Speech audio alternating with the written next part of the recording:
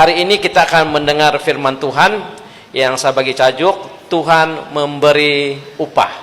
Tuhan memberi upah. Kita melihat di dalam Injil Markus pasal yang ke-12 ayat 41 sampai ayat 44. Tajuk Tuhan memberi upah.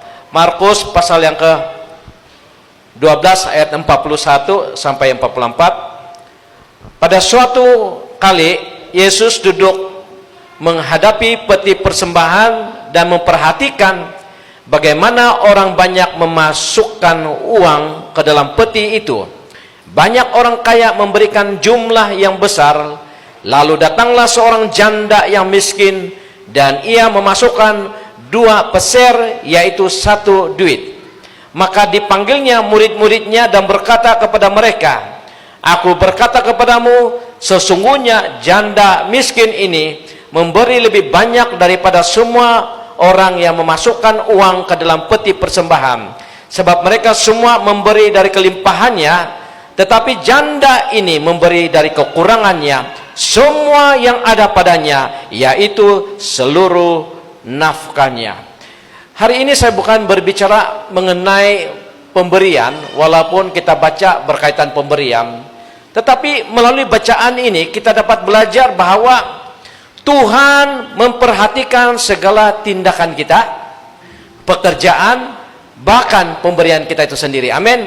Maksudnya apa yang kita lakukan di dunia ini, baik itu di dalam gereja, di luar gereja, ada satu mata, sepasang mata memandang, bukan satu mata, sepasang mata memandang dari surga segala tindakan kita. Dia melihat kita. Dan kalau kita lihat waktu persembahan, jemaat datang memberi persembahan di sini, dikatakan di dalam firman Tuhan ini, Yesus melihat orang kaya bagi, dia tahu berapa jumlah, si janda miskin bagi, bukan 2 orang saya bagi ya, walaupun hanya 2 dicatatnya, bukan artinya yang orang kaya kemudian si janda. Di tengah-tengah di antara orang kaya dan yang itu ada banyak orang begitu. Contohnya ada 100 orang lah yang memberi, tapi dia memberi satu kesimpulan, yang pertama dan yang akhir. Oh, si janda ini yang terakhir, dia memberi yang dia mampu bagikan, bahkan seluruh hidup dia bagi. Saya bercerita di Nabawan, kalaulah gembala di sana ataupun pastor sidang tuh, contohnya lah Bapak Richard pergi bagi persembahan selepas tim Asya pimpin doa, kemudian saya tengok kamu satu-satu datang, Bapak Lajiri berapa, saya tengok Cigu Airin berapa. Kamu rasa sopan gak kalau gembala sidang buat begitu? Tidak kan? Kamu mesti tersinggung dan kamu akan lari keluar daripada gereja. Karena apa punya gereja ini, lihat persembahan berapa jumlah karena bagi. Memang tidak boleh dibuat, bukan seorang gembala yang etika. Tidak betul kalau buat begitu. Kalau ada gembala buat begitu ataupun pemimpin, memang tidak sopan buat begitu. Tetapi Yesus buat. Bahkan dia tahu jumlah mereka dan dia panggil lagi murid-muridnya. Dia bilang yang orang kaya bagi begini, yang orang miskin sekian dia bagi. Macam mengumpat pula kan. Tapi ingat, Yesus buat begitu karena dia Tuhan. Dan dia bukan pergi cek itu di sana. Walaupun dia duduk sana, dia Tuhan, dia tahu berapa jumlah yang diberi. Bukan dia pergi berdiri di sana itu. Tapi karena dia Tuhan, maka dia boleh buat begitu. Jadi saudara dan saya tidak boleh buat begitu karena itu menyinggung orang lain dan itu kita bukan Tuhan. Tetapi Tuhan, karena dia boleh buat begitu. Sebab kenapa dia boleh buat begitu? Dia adalah hakim. Amin. Dan dia adalah Tuhan. Jadi kenapa Tuhan memperhatikan? Karena yang pertama dia adalah hakim. 1 Petrus pasal 1 ayat 17 boleh pancarkan di sana. Buku 1 Petrus pasal 1 ayat 17. Dan jika kamu menyebutnya Bapa, yaitu dia yang tanpa memandang muka menghakimi semua orang menurut perbuatannya, maka hendaklah kamu hidup dalam ketakutan selama kamu menumpang di dunia ini. Kita ini penumpang, betul kan? Penumpang di dalam dunia, ya. Jadi Allah itu memperhatikan karena dia adalah hakim. Jadi hakim itu harus memperhatikan yang baik dan yang buruk, supaya dia boleh mencatat mana yang betul, mana yang tidak betul. Itu nama dia hakim, betul kan? Jadi Bapa di surga boleh lakukan itu melalui Yesus Kristus karena dia adalah hakim. Yang kedua, Karena Allah memberi upah, bukan hanya dia hakim tapi dia juga memberi upah. Selepas dia melihat apa yang baik, apa yang buruk, apa yang betul, apa yang motif yang bagus ataupun tidak, maka dia memberi upah sesuai dengan perbuatan kita masing-masing. Itu terlihat di dalam Wahyu pasal 22 ayat 12. Pancarkan lagi di sana.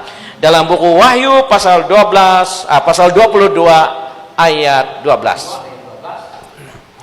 Sesungguhnya aku datang segera dan aku membawa upahku. Nah, di sana. Artinya, Yesus juga yang memberi apa? Upah. Jadi setiap perbuatan, tindakan, pelayanan kita dan apa yang kita lakukan, baik itu secara rohani ataupun di luar, ada upah dia. Setiap sekecil apapun ada upah dia.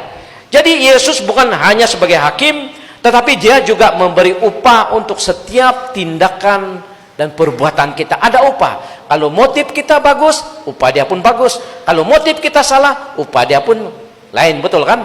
Dan kalau apa yang kita lakukan dalam pelayanan besar kecil, kalau motif kita betul, maka kita dapat upah dia. Ingat itu. Jadi kalau kita mulai lemah, ingat kita ada upah. Jadi kalau kita ada upah, maka besar ataupun kecil pelayanan itu, ataupun bila kita bekerja dengan majikan kita, kita tidak curi-curi tulang. Kenapa? Kita tahu kita dapat upah dari Bapa di surga. Amin. Tuhan itu baik, ya. Jadi dia memberi upah. Seterusnya yang ketiga, dia memberi balasan kepada segala perbuatan kita. Bukan hanya upah, tetapi yang lebih dalam, lebih serius adalah balasan. Nah, balasan ini artinya kok kena rotan lah, kalau kau main-main kok kena rotan, ya. Dia memberi balasan atas segala perbuatan kita. Masih dalam Wahyu pasal 20 ayat 12 tadi. Sesungguhnya aku datang segera dan aku akan membawa upahku untuk membalaskan. Nah, upah untuk membalaskan kepada setiap orang menurut perbuatannya. Apabila kita pikir-pikir ini, maksudnya setiap perbuatan tindakan kita ada balasan dia. Ada balasan dia. Waktu kamu bersaksi, waktu kamu melayani, bahkan kamu bermain musik saja, ada balasan dia. Ada upah dan juga campur dengan balasan. Upah dan balasan. Dan itu akan kita terima dari Tuhan sendiri. Amin. Jadi kalau kita sungguh-sungguh melayani Tuhan, memuji, menyembah dia, tidak main-main, ataupun bekerja dengan jujur dengan majikan kita, maka ada upah dan balasan, ya. Jadi dia memberi balasan atas segala perbuatan kita, ya. Oleh sebab itu, lakukan semua pekerjaan, pelayanan ataupun pemberian kita, bantuan ataupun kebaikan yang kita berikan pada orang lain, nasihat, kata-kata dorongan itu lakukan untuk Tuhan. Kenapa? Karena dia adalah hakim, dia memberi upah dan dia juga memberi balasan. Oleh karena tiga ini, maka semuanya kita lakukan pekerjaan, pelayanan, pemberian kita untuk Tuhan. Terkadang macam si yang tadi kan, malu-malu, puji Tuhan lah, ya. Tapi apabila kita sudah biasa dalam pelayanan, kita tidak malu, jadi berani, confident. Puluh-puluh orang, mula-mula kelompok sel kita malu-malu pimpin pujian. Tapi kalau sudah biasa, ada ratus-ratus orang, bahkan dalam dewan yang besar kita berani. Apabila kita sampai ke tahap yang berani, ada satu godaan lagi. Kita menjadi santai dan terbiasa. Bila menjadi santai dan terbiasa, godaan dia adalah memandang rendah yang dulu kita malu-malu. Memandang rendah kembali. Pelayanan yang pada mulanya awal kita diberi pelayanan, kita segan-segan, kita Melayu, baik itu kita Melayu pula. Kita apa? Kita malu-malu. Tetapi godaan bagi yang sudah jadi berani adalah kembali memandang rendah. Bahwa kacang saya itu, saya tidak mau latihan banyak-banyak. Saya tahu sudah musik itu. Saya beri berani di depan orang sudah bah. Dan doa kalau dulu pasti orang yang baru melayani itu sungguh-sungguh berdoa kan. Tapi kalau sudah yang biasa, in Jesus name, amen. Sudah. Kembali menggunakan kekuatan sendiri. Nah, inilah masalah dia. Bila sudah itu ada, maka kesombongan akan datang dan membuatkan kita santai, bahkan memandang rendah kembali pelayanan-pelayanan jawatan kita ataupun pekerjaan kita. Kita memandang rendah kembali. Orang yang konsisten adalah orang yang pada mulanya dia segan, dia menghargai pelayanannya. Sampai bertahun-tahun pun dia tetap segan pelayanan itu. Dia tetap menghargai pelayanan itu. Seperti pada mulanya dia diberi tugas, begitulah persiapan. Contohnya minggu depan kau Richie pimpin pujian, kau akan buat sungguh-sungguh seperti 5 tahun dulu kau berdoa. Seperti kau belum pernah pimpin pujian. Boleh paham kan? Begitulah kau sungguh-sungguh. Nah, ini yang Tuhan cari. Masalah dia adalah orang sudah mulai santai dan bosan. Kaulah setidaknya sudah, kaulah banyak kerja saya. Nah, ingat, main surung-surung sudah. Dan itu dia adalah hakim, sedang melihat, dia memberi upah, dan dia memberi balasan, sedang melihat kita. Bagi tahu kawan kau, I am watching you. Tuhan melihat, betul kan? Tuhan melihat. Tuhan melihat kita. Setiap yang kita lakukan, Tuhan melihat kita. Jadi oleh karena itu, saya tutup ini. Bagaimana untuk kembalikan spirit yang bersemangat, yang menghargai setiap, bukan hanya pelayanan ya, tetapi pekerjaan kita tidak anggap santai, kita sungguh-sungguh buat. Ada 2 hal ini penting kita mau kembali ya. Lakukan yang pertama, lakukan dalam kasih. Katakan amin. Lakukan dalam kasih. 1 Korintus pasal 16 ayat 14. Dalam 1 Korintus pasal 16 ayat 14 dikatakan sana, Rasul Paulus berkata, bagus kita punya remaja-remaja, mereka yang sungguh-sungguh sampai dia tidak senyuman. Puji Tuhan. Lakukan dalam kasih. Oke, lakukanlah segala pekerjaanmu dalam kasih. Wah, puji Tuhan. Dalam kasih artinya kita sungguh-sungguh, bukan santai-santai, bukan main-main lagi. Seperti pada hari ini kita punya song leader yang baru itu, wah dia lakukan dengan sungguh-sungguh. Amin. Puji Tuhan. Jadi kita yang sudah lama, kita mesti kadang-kadang kita mencontohi yang baru ini. Saya dulu begitu juga, sekarang saya sudah santai-santai. Sekarang saya menghargai macam itu juga. Ya, jadi kalau kamu melayani besok, sungguh-sungguh berdoa. Amin. Seperti pada mulanya, seperti kamu belum tahu apa-apa. Begitu lakukan dalam kasih. Itu yang pertama, dan itu dikembalikan dalam hidup kita. Nah, itu bukan dalam gereja saja, di luar gereja pun, kamu bekerja pun lakukan dalam kasih. Amin. Kadang-kadang kita rasa, saya terbiasa sudah, stop yang lain tuh, rasa segan tiada, bosan sudah biasa, dan kehilangan kasih. Kita lakukan segala sesuatu kembali dalam kasih. Amin. Yang kedua, yang terakhir adalah lakukan tanpa bersungut-sungut dan berbantah-bantah. Ini dia, bersungut-sungut dan berbantah-bantah. Filipi pasal 2 ayat 14, pancarkan di sana. Buku Filipi pasal 2 ayat 14. Lakukan segala sesuatu dengan tidak bersungut-sungut dan berbantah-bantah. Jadi 2 ini, wah ini bagus.